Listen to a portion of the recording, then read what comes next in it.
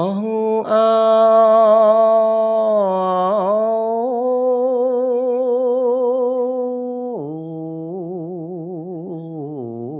ព្រះសូរិយាអើយព្រះសូរិយា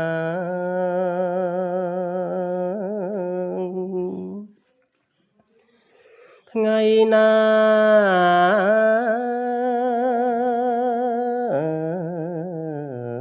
ក៏កាន់តែទន្ទាបណាទៅហើយជេលី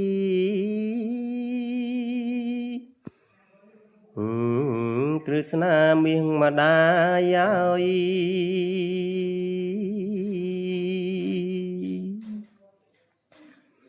ម្លេះសំកូនណាយ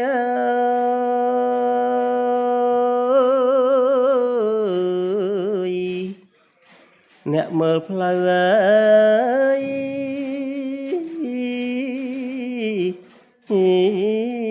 ម្ដាយហើយសពថ្ងៃ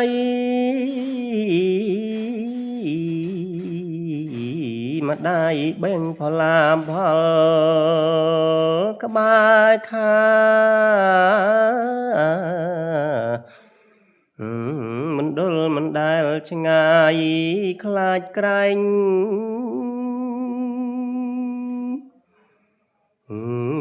គ្រឹស្នាស្រីពើម្ដាយ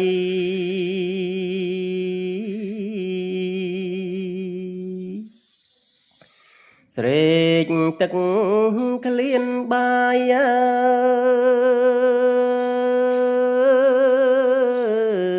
ើយអ្នករកដោះអើយ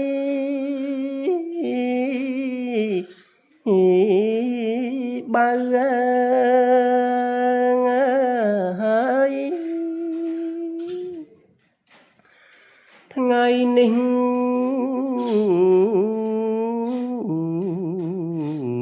បង្កើតជាអង្គចាម្ដាយរផលាផលក្នុងព្រៃជ្រៅពុំសូវ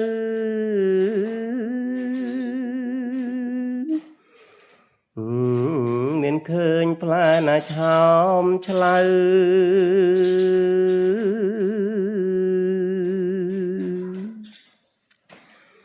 ដួលក្ដៅក្នុងទ្រូងអើ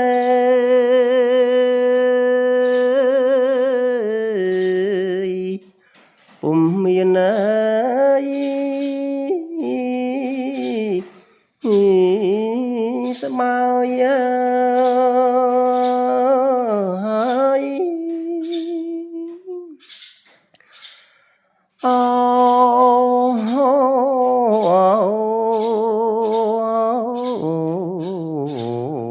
សត្វខ្លាអើយអ្នកស្ថិតនៅ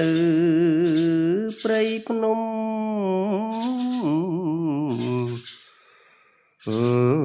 ក្រំថ្មជ្រួងជ្រៀលជ្រៅម្ចាស់សាយមេត្តាបើកផ្លូវឲ្យខ្ញុំនាំព្រឹកស្ងោយទៅថ្វាយស្ដេចទាំង3ព្រះអង្គដែលគង់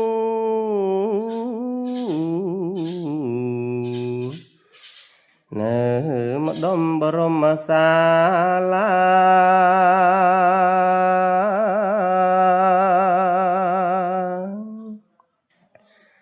មានតែ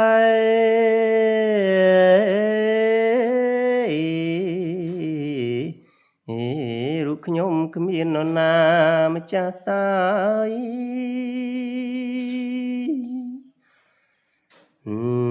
មេត្តាបើកផ្លូវឲ្យខ្ញុំផង